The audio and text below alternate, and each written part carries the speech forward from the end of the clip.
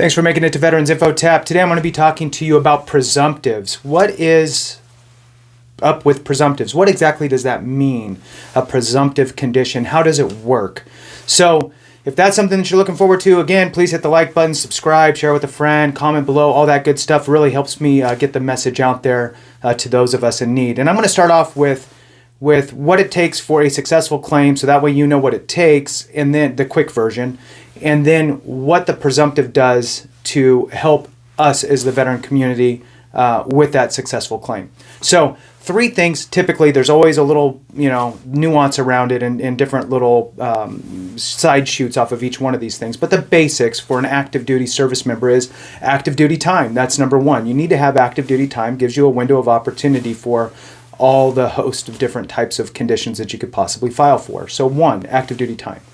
Two is a diagnosed condition. We must have a diagnosed condition, otherwise we're filing on, just make-believe things. So you need to go to the doctor and have a diagnosis for your condition, whatever it is, whether it's range of motion issues or arthritis or migraines or whatever it is, a doctor saying you have X.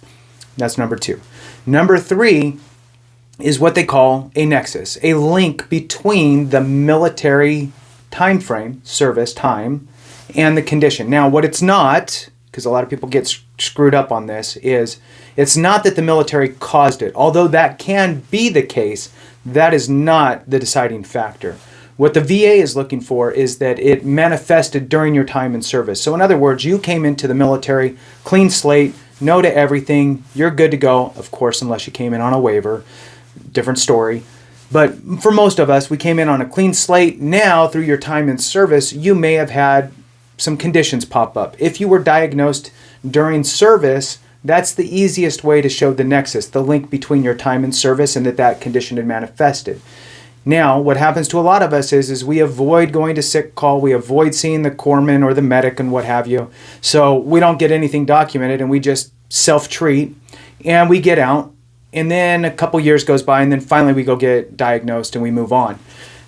So now what happens is you have a diagnosis outside of your time in service, so now you got to try to build a bridge back to show that it first manifested during your time in service. There may be a couple notes here or there in your medical records, so really go through those because you may have complained about certain signs and symptoms, right? Or you may have checked a box that said, yes, I've been experiencing these different ailments through your exit physical. So that's the three parameters, right? So active duty time, diagnosed condition, and the third is the nexus, the link between the two. Now, when it comes to presumptives, what happens is the VA basically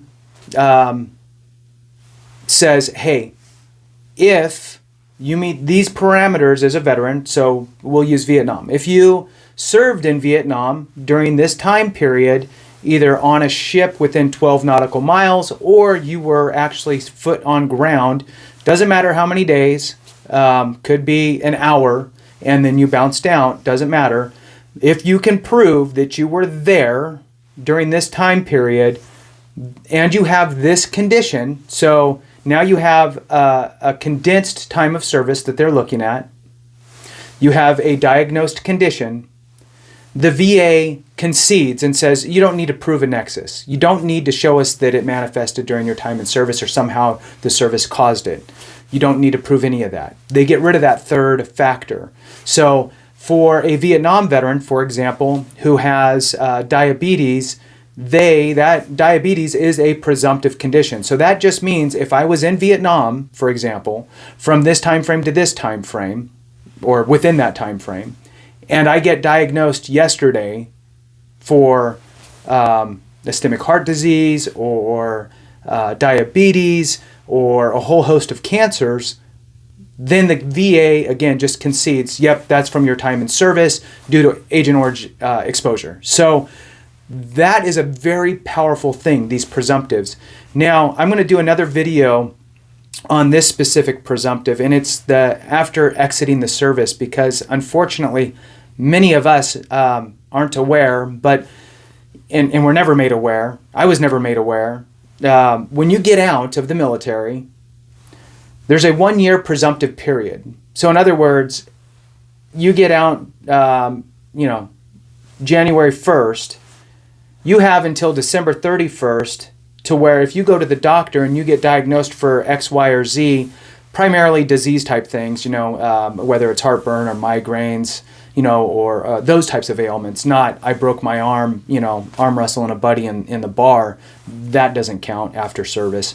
But the things that would be dormant or kind of laying within you, or maybe you just didn't go get seen while you were in, chances are you're going to be able to get that as a presumptive and be able to file that claim and get it taken care of. So sadly, like I said, a lot of us don't know that exists. So we get out, we're hustling, trying to find a job, trying to take care of the family, figuring out where our next move is, all that stuff. And by the time the dust settles and finally we start making it to the doctor for things, it's already been past a year, sadly. So I need to make sure we get that word out. So anybody that knows anybody getting ready to get out or has been out within less than a year, make sure they know that, because that's a huge thing. These presumptive conditions really are a much smoother way to go if we can. So in any case, just wanted to pass the word on presumptives. And if you have any comments, please share. And remember, if we don't take care of each other, something went wrong. Have a great one.